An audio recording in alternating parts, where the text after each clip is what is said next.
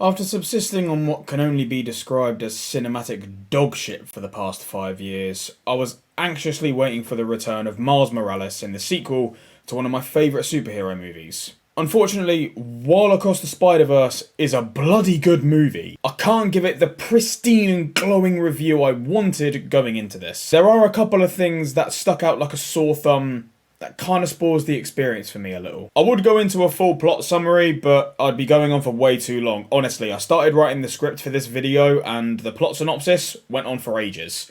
This movie is nearly 2.5 hours long and a lot happens in that time, so you're gonna get a pretty condensed version of events. Unlike The Little Mermaid last week, there is a lot I can praise about this movie. For starters, the plot is an engaging and well-written piece of storytelling, filled with a lot of heartfelt moments, good action, and believable characters for the most part. Miguel O'Hara has brought together a massive group of spider people to keep the multiverse stable by stopping anomalies that appear in universes they don't belong in and sending them home. The events of Into the Spider-Verse has shaken the walls of alternate universes, allowing for variants to slip into other worlds. The Spot has become one of the most dangerous beings in all of reality, and Gwen is sent to Miles' Earth to track and take him down before he becomes too much of a problem. After the Spot leaves, Gwen follows and Miles pursues them both to another Earth. When the Spot causes a potentially world-ending catastrophe, Miles throws a major spanner into the works by stopping a canon event. Basically, fixed points in time that cannot be altered unless you want to risk the complete collapse of all reality.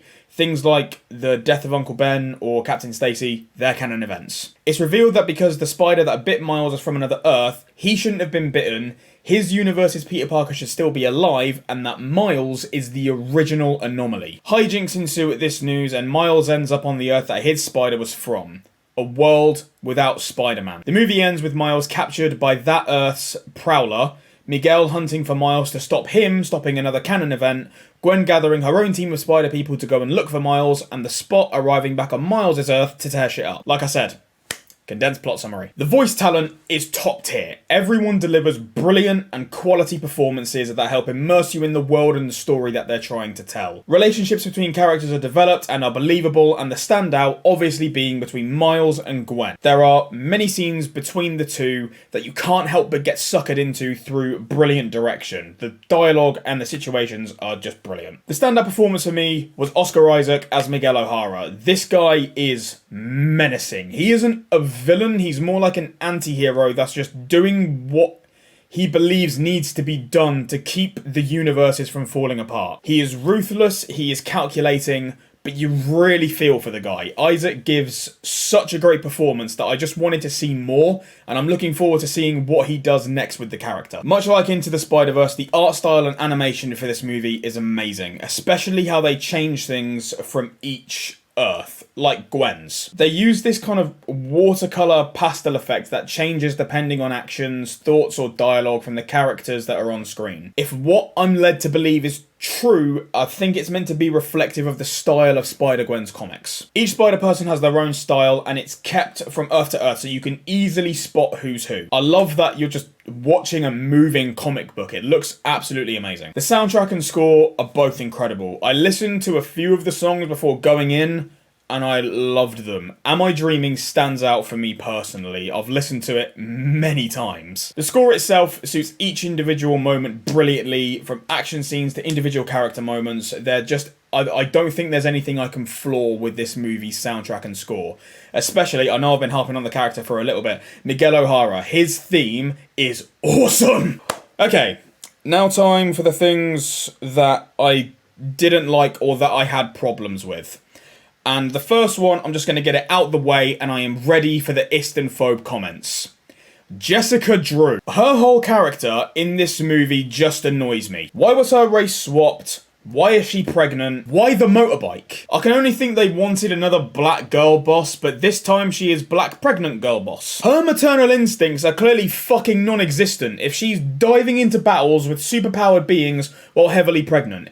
It's fucked. It's just a stupid choice, and in my opinion, it's a glaring issue. Just give us the normal Spider-Woman and it wouldn't have been a problem. Race swapping anyone from the established lore I believe to be disrespectful to both the character and the creator. Let me put it to you this way. If Miles was retconned to be a white guy, people would be up in arms about that shit. But again, the door only swings one way. I don't know if anyone else had this, but there were times in this movie where the music was so loud I couldn't hear what the characters were saying.